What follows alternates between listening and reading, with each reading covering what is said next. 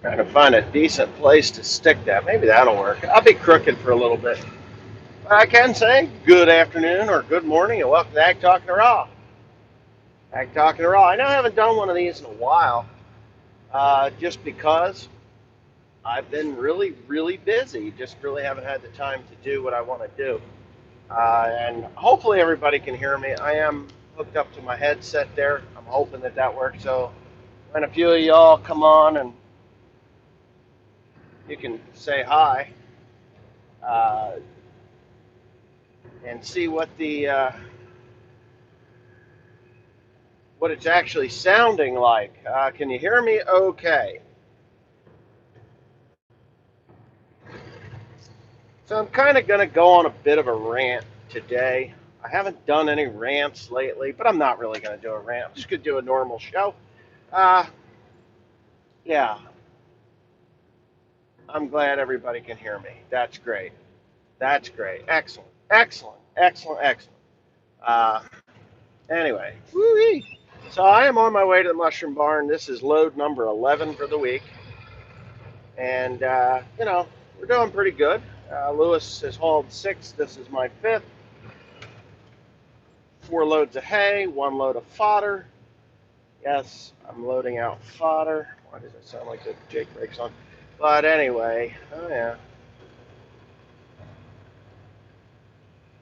You just sneak around these people without too much problem. Yeah. So we're gearing up for 2021 crops. I still got a bit of a fertilizer bill to get paid. That's why I'm working like a crazy fool. It's been tough this year. 2020 was tough. And I think I've talked about this in the past and in the past few videos, even on One Lonely Farmer channel.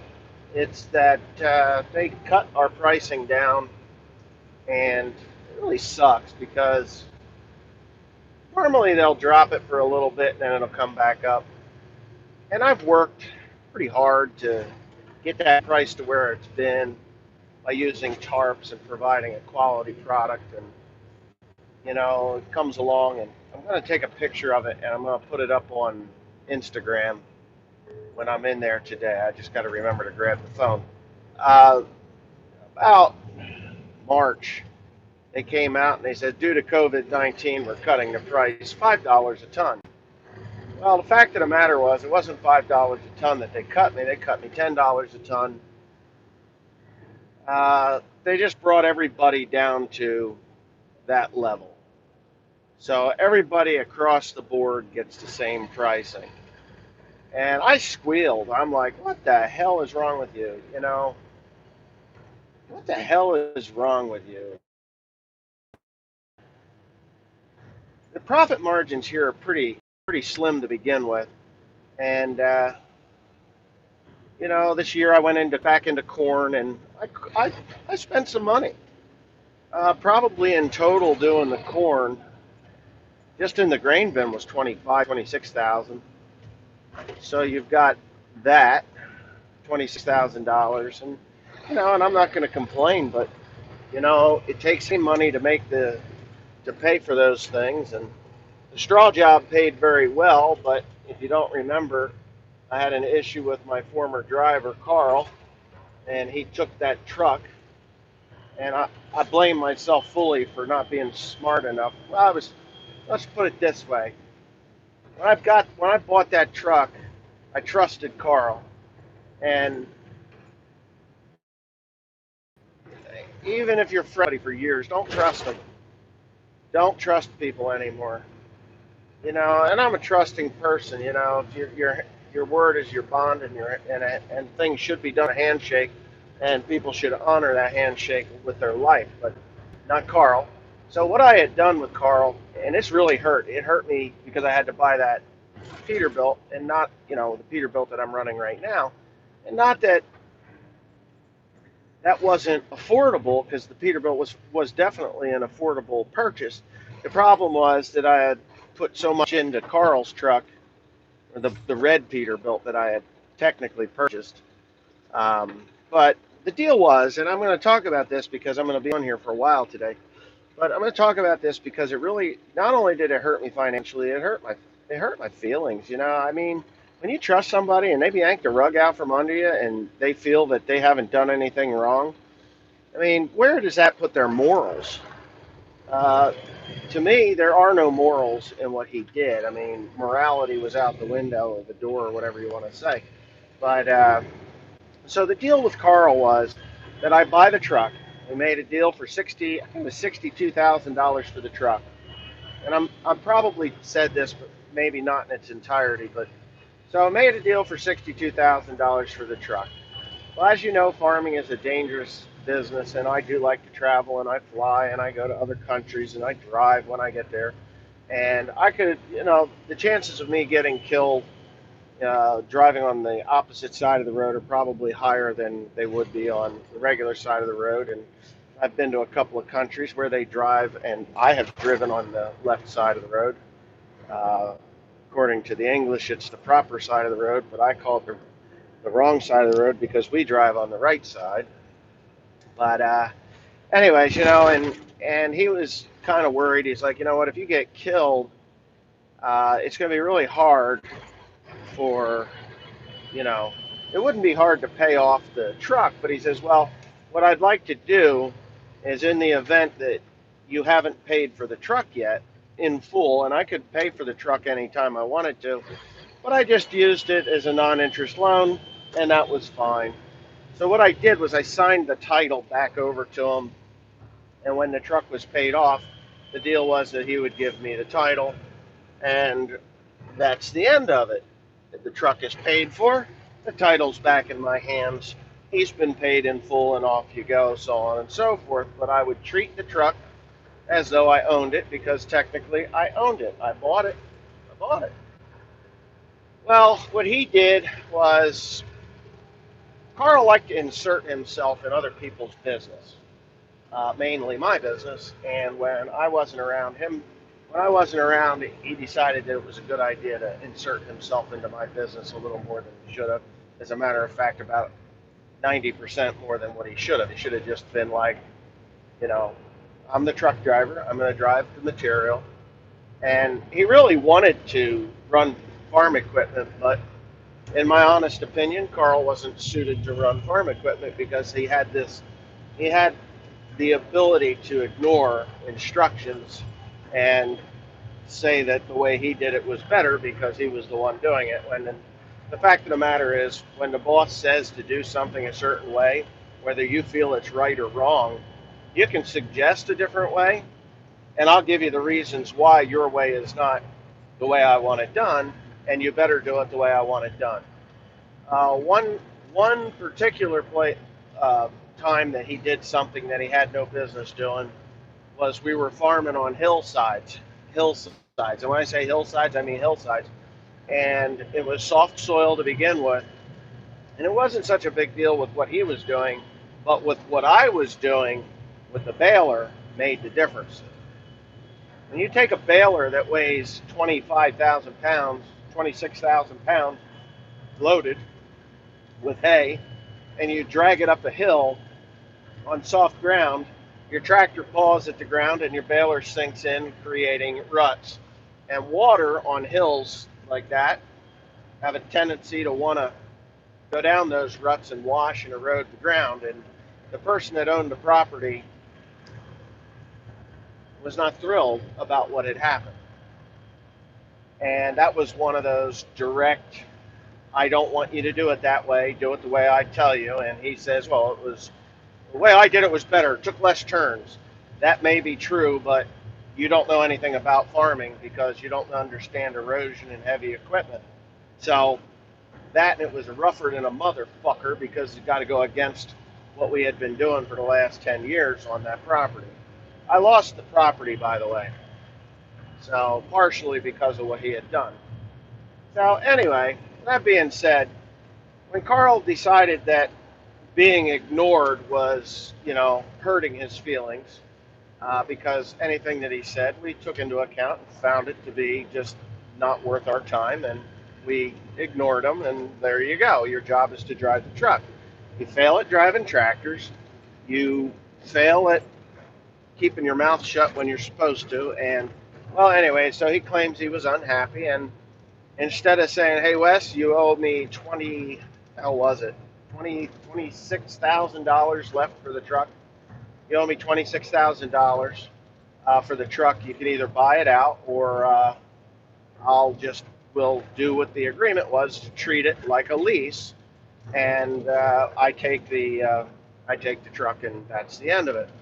He didn't give me that option. He just took the truck.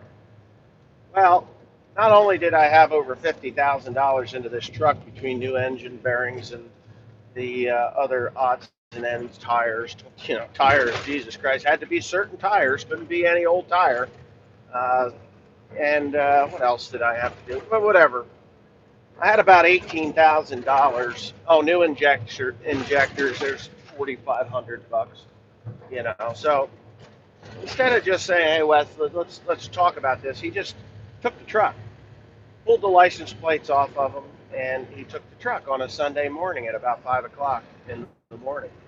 So because nobody was there, he wouldn't do it during the daylight when he could have actually been maybe stopped from taking the truck, but. And in all honesty, he had played his hand really well, and he, in my opinion, basically stole the truck back. So that cost some money. And when I say don't trust anybody, don't trust anybody. You'd be foolish to trust even your bestest friend because they'll fuck you. People fuck you. Don't put in any more than you're willing to lose. That's just common sense, on a lot of people's parts. And I know there's a lot of people out there that have experienced getting fucked by their best friend or their friends or friends that they've had for a long time or even a short time. Friends suck. That's why you don't see, if you look at the other farming channels, you'll see a lot of different folks coming in and out, different hired people. I had great reservations about hiring Lewis to run this truck. I'm actually in the Mac today. Great reservations. I really didn't want to do it.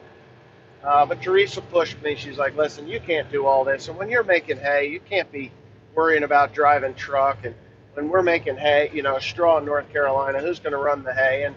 And she was right. She really was right. So I hired Lewis, and it was probably the best decision that I made because this is what Lewis does. Lewis gets up in the morning. He drives the truck. If there's any problems with the truck, like a light, a shimmy, brakes not quite where they need to be, fuel, because we fuel the truck, Lewis tells me, and then Lewis goes home. Lewis doesn't stick his nose in where it doesn't belong. Lewis doesn't try to tell people who have been farming their entire lives how to do the job that they know how to do. Lewis doesn't get upset when you say, no, I understand what you're saying, but this is not how I'm going to do it. Lewis shows up. He drives the truck. Lewis receives a paycheck. He is on the payroll, which is one thing that Carl refused to do. When me and Teresa tried to put him on payroll, he says, well, I'm going to have to find another job somewhere else. And the funny thing is, the people that hired him now have done the same bullshit. He's not on the payroll. He's under the table. Under the table. So I always claimed Carl as contract labor on my income tax. And I guess I got away with it because technically I leased his truck and the driver, so I'm okay with that. And I had workman's compensation for him. So Bob's your uncle, and Auntie is your Fanny is your auntie, right? Auntie's your Fanny. No, Fanny's your aunt. Fanny's your auntie. But so legally it would be a hard case to prove that he was anything more than contract labor. But today, right now, he is working for the other dude, and he's probably he's more than likely under the table. As a matter of fact, he told my wife he was doing the same thing. But he rolled that Peterbilt over on its side, destroying it, and now he is driving his employer's truck, and I don't think he's on the books. Now, I don't know personally. I don't know. I guess I could call the IRS and find out, but I won't do that. I mean, all my employees are on the books, every single one of them, including my nephew Grant, that is still in high school. He receives a paycheck, an hourly wage, and he is definitely 100% on the payroll. But whatever. So going into 2021, uh, I ended up, you know, spending 30, well, to get that truck on the road, about 30. I paid 32,000 for the truck. I put another couple thousand into it between the tires that I had to put into it, the airbag and shock absorbers. I believe that was done. I painted the frame. Obviously, change oils and filters and things like that. So I'd say I got $35,000 into that truck, which was $35,000 that I didn't need to spend right away. And you have to catch up. So I guess the moral of this story is don't trust anybody. Don't trust anybody, and don't give them any way that they can fuck you, because if they can, they will. You know, and we could go into friends more in depth, and people that claim to be your friends but are not really your friends. They're technically your enemy that keeps you close and makes you think that they're your friend. But that again is a subject for another day, and I don't need to talk about that. So anyway, as far as videos are concerned, uh, price of seed has increased quite a bit. Yeah, has increased quite a bit. Price of baling twine has held. I have to get my pallets of twine ordered. Um, I got to order about $40,000 worth of baling twine to complete the year, and to complete 2021. And and that's, most farmers don't go through that much baling twine in a year, but I do. It's just a cold hard fact of the matter. That's what I go through. Yeah, $40,000 worth of baling twine is a lot of money. Whoever commented there. So inputs, okay. So corn right now is $6.40 delivered to Triple M Farms in Lebanon, Pennsylvania. I think that's what I saw. You go on out to Carlisle, and it's a fair bit more, about 15 cents a bushel more. And I haven't sold my Mack truck yet, so I guess if I could get that sold, I could get that trailer bought, and then I can get my own corn hauled, and then I'll know exactly what I've got when I'm done. When I'm done, I'll just haul it. So I'm seriously got to get serious about selling that truck. And anybody that's interested in that truck, just come up with the money, and I'll be more than glad to give it to you. The title will be handed to you the minute the check clears, or the minute you get the check clears. And I will, before you take the truck, go to the bank with the check to make sure that it's a good check and it gets entered into my account. Then I'll sign over the title to you. And that's the only way that I would do that. But yeah, so that truck is still for sale. Had a tire kicker come, kind of annoyed me. Proceeds to tell me how he's got over $300,000 into a '97 Peterbilt, how he chopped it, and it's a show truck, and he's going to do full up, complete re-restoration of my truck. That R model, and Nikki's going to do the work to it, and he literally just tire kicker. I hate tire kickers. Just come with the money, leave. You're going to leave with a smile on your face, because the truck is well worth it.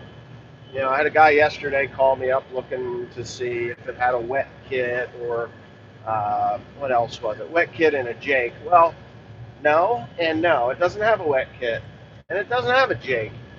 If you want to put a wet kit on there to buy the parts from, say, Mack or another company, it's going to cost you between $4,000 and $5,000, and then you got to put it on, because it's expensive to do that. PTOs are expensive. That's all there is to it. I just put one on the Peterbilt, and I'm probably going to put one on this Vision, just for the reason, this truck is actually a lot slower than the Peterbilt. I'm used to driving at 75, and I just didn't put the hammer down, I guess. I'll get her up to 65. So, anyways, the truck is still available. OneLonelyFarmer@yahoo.com. Email me, and we'll get the ball rolling. I know there was somebody from North Carolina who was interested in it, and if you're still interested, please just come up with the money, and you got yourself a damn good truck. Anyway, that's that. So yeah, input costs. I guess I was going to touch on that a little bit. Diesel fuel creeping up, creeping up. So if you got fuel in space and room in your tanks for diesel fuel, I suggest you get those fuel tanks filled up now for spring work. I use diesel fuel all year long, and I mean a lot of diesel fuel all year long. Now we're at 70. So uh, it's not like I can fill up today and be good until the corn is in the ground and the hay is fertilized. We're burning all the time, constantly burning fuel, constantly. I mean, the 6210R is running every day. The I